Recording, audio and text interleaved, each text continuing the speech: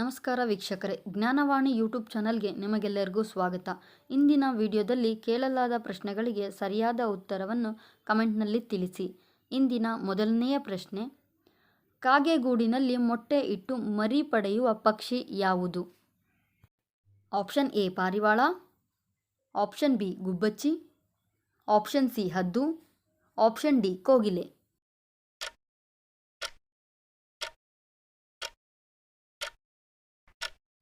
ಸರಿಯಾದ ಉತ್ತರ option D ಕೋಗಿಲೆ.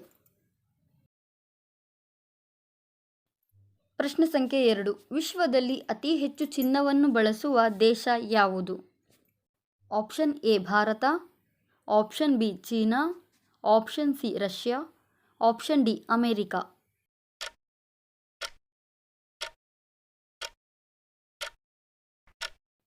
ಸರಿಯಾದ ಉತ್ತರ ಆಪ್ಷನ್ ಬಿ ಚೀನಾ. ಪ್ರಶ್ನೆ ಸಂಖ್ಯೆ 3, ನೆನಪಿನ ಶಕ್ತಿ ಹೆಚ್ಚಾಗಲು ಯಾವ ಹಣ್ಣು ಸೇವಿಸಬೇಕು?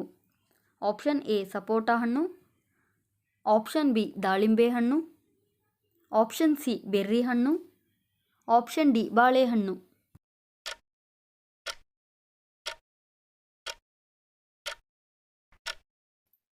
ಸರಿಯಾದ ಉತ್ತರ ಆಪ್ಷನ್ ಸಿ ಬೆರ್ರಿ ಹಣ್ಣು. ಪ್ರಶ್ನೆ ಸಂಖ್ಯೆ 4, ಇವುಗಳಲ್ಲಿ ಯಾವ ಸಮಸ್ಯೆಗೆ ಎಳನೀರು ಉತ್ತಮ? ಆಪ್ಷನ್ ಎ ಅತಿಸಾರ, ಆಪ್ಷನ್ ಬಿ ಉಷ್ಣ, ಆಪ್ಷನ್ ಸಿ ತಲೆನೋವು, ಆಪ್ಷನ್ ಡಿ ವಾಕರಿಕೆ.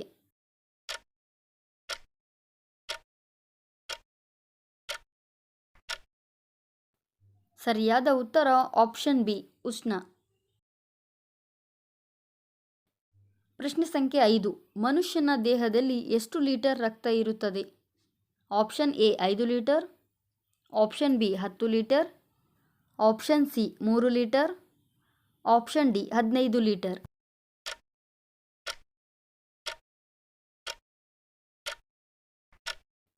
ಸರಿಯಾದ ಉತ್ತರ ಆಪ್ಷನ್ ಎ 5 ಲೀಟರ್. ಪ್ರಶ್ನೆ ಸಂಖ್ಯೆ 6, ಹಾವು ಏಣಿ ಆಟವನ್ನು ಕಂಡುಹಿಡಿದ ದೇಶ ಯಾವುದು?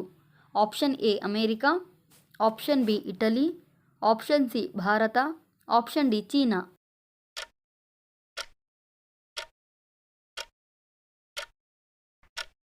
ಸರಿಯಾದ ಉತ್ತರ ಆಪ್ಷನ್ ಸಿ ಭಾರತ. ಪ್ರಶ್ನೆ ಸಂಖ್ಯೆ 7, ಹೆಚ್ಚು ಬಿಸಿ ನೀರು ಕುಡಿಯುವುದರಿಂದ ಯಾವ ಸಮಸ್ಯೆ ಬರುವುದಿಲ್ಲ? ಆಪ್ಷನ್ ಎ ಜೀರ್ಣಕ್ರಿಯೆ ಸರಾಗ, ಆಪ್ಷನ್ ಬಿ ಚರ್ಮಕ್ಕೆ ಒಳ್ಳೆಯದು, ಆಪ್ಷನ್ ಸಿ ನಿದ್ರಾಹೀನತೆ, ಆಪ್ಷನ್ ಡಿ ಮೂತ್ರಪಿಂಡದ ಸಮಸ್ಯೆ.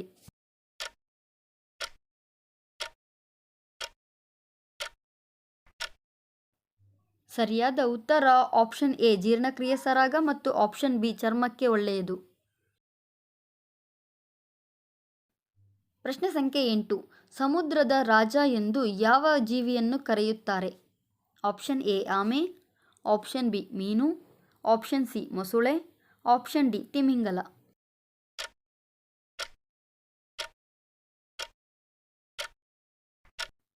ಸರಿಯಾದ ಉತ್ತರ ಆಪ್ಷನ್ ಎ ಆಮೆ. ಪ್ರಶ್ನೆ ಸಂಖ್ಯೆ 9, ಬೆಳ್ಳಿಯ ಉಂಗುರ ಧರಿಸುವುದರಿಂದ ಏನಾಗುತ್ತದೆ? ಆಪ್ಷನ್ ಎ ಅದೃಷ್ಟ, ಆಪ್ಷನ್ ಬಿ ಉತ್ತಮ ಆರೋಗ್ಯ, ಆಪ್ಷನ್ ಸಿ ಒತ್ತಡ ನಿವಾರಣೆ, ಆಪ್ಷನ್ ಡಿ ಮೇಲಿನ ಎಲ್ಲವೂ.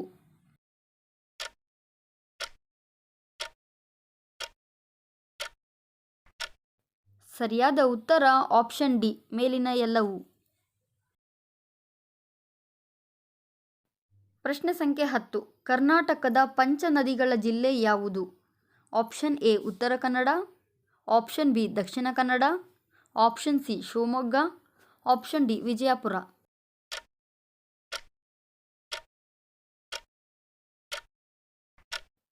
ಸರಿಯಾದ ಉತ್ತರ ಆಪ್ಷನ್ ಡಿ ವಿಜಯಪುರ. ಈ ವಿಡಿಯೋ ನಿಮಗೆ ಇಷ್ಟವಾಗಿದ್ದಲ್ಲಿ ವಿಡಿಯೋನ ಲೈಕ್ ಮಾಡಿ, ನಿಮ್ಮ ಸ್ನೇಹಿತರಿಗೆ ಶೇರ್ ಮಾಡಿ. ಇದೇ ತರಹದ ವಿಡಿಯೋಗಾಗಿ ಚಾನಲ್ ಸಬ್ಸ್ಕ್ರೈಬ್ ಮಾಡಿಕೊಳ್ಳಿ. ಧನ್ಯವಾದಗಳು.